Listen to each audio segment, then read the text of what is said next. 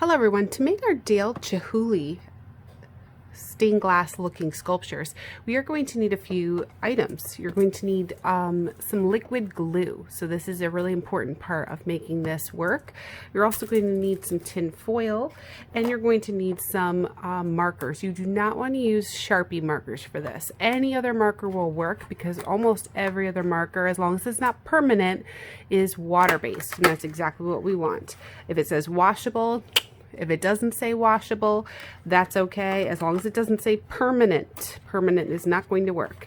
So what we're going to do first is we're going to take our markers, I'm just dumping them out, so I'm ready to go. And I'm going to start designing some shapes. They don't all have to be circles. They can be all sorts of crazy shapes. If you've looked at Dale Chihuly's work already, you've noticed that he has done some wild different colors and different patterns and shapes. So that is exactly what we're going to do next. So here's how we're going to do it. You're going to take your first color and just start coloring on the foil with whatever shape and color you want. Don't make them one solid color. Try adding a couple colors with it, just to keep it interesting. Now you're going to notice these colors are not going to look as bright as you would expect them to, because you're not drawing on a white piece of paper, you're drawing on a piece of foil. So it's not going to have the exact same look that you would imagine it would have. This one I'm going to do kind of like a diamond shape, and I'm not worrying too much about it being exact or perfect. Oops. And I'm going to keep kind of doing shapes. This one's going to be just kind of a funny, goofy shape. And when you do a bunch of shapes, do make sure that you leave a little space in between. Don't put them right on top of each other. If you do that, you're going to have some serious issues later when we get to the next step, which is adding our glue. So we want to make sure we definitely give them some space in between so that they don't fall on top of each other. All right. So once you've gotten a few different designs, and you can decide how many you want. I always like to do a little bit more than I think I need, because that way if I end up not liking one of them or something like that, I can always get rid of that one and just keep the ones I really like. So do as many as you think you want to do. Another method you might want to try is using a piece of plastic, something like a piece of transparency plastic, something that is a plastic sheet, which you may or may not have at home. If you don't have this, you could also try with a piece of saran wrap or a plastic bag.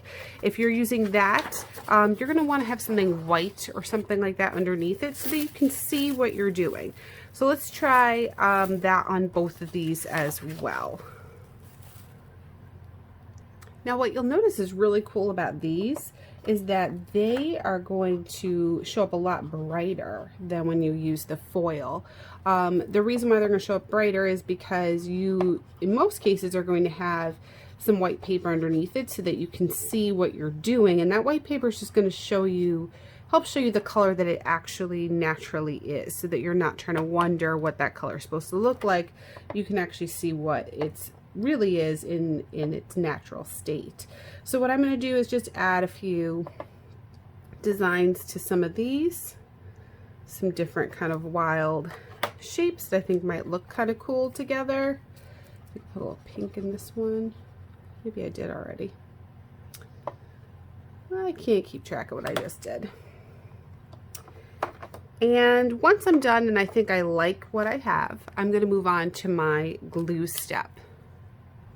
The next step you're going to do is the glue step.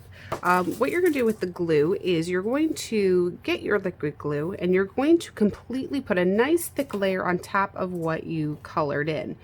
The reason why we're doing this is we want to put this thick layer down so that the color of the markers soaks into the glue. So as the glue is sitting on it and drying, you want a nice thick layer so we can't see the color underneath it anymore.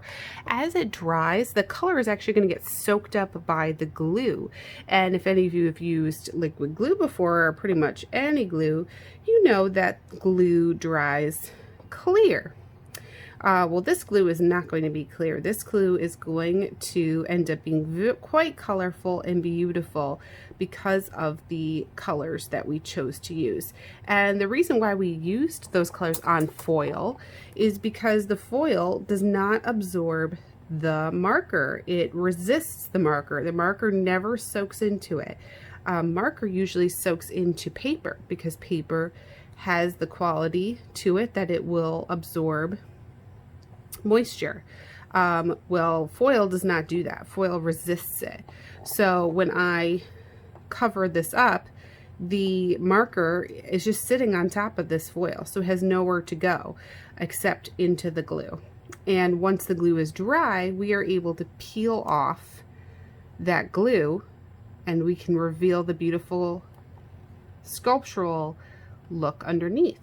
Now, here's the tricky thing. You're going to need to find a spot. Make sure you check with somebody first, but you're going to need to find a place in your house where this can stay undisturbed with no one touching it for at least a day, 24 hours. You might need to go even longer than that. You want to make sure it's a flat surface so the glue doesn't run or drip onto anything, and you want to give it lots and lots of time. And you can even see already, if you zoom in a little bit, we can see that some of the colors on the edges here are already looking like they're kind of bleeding and kind of getting a little light and fuzzy because they're soaking up into that glue already. But it's going to take quite a while for this to actually absorb completely. So this is something that is going to not get done in one day. You're going to have to start it one day, finish it another day.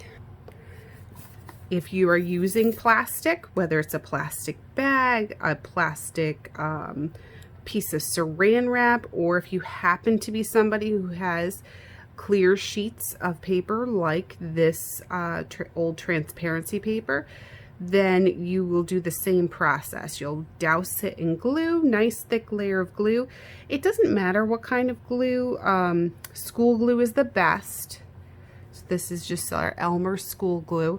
You can use Elmer's glue all too. That's a little bit stronger of a glue. That also works just as well. You aren't going to want to use a glue though like a rubber cement or wood glue. You want to use something that's more of a traditional glue that you would use in school. You can pick these up from most grocery stores, Walmart, Target, CVS. You can get them online. You can get them at the dollar store. You can get them pretty much everywhere. Liquid glue is mostly everywhere. So after we get this all doused with glue, we are going to let this glue just sit and dry for at least a full day. So I'll be coming back to show you guys how we're going to finish this up once our glue is totally dry.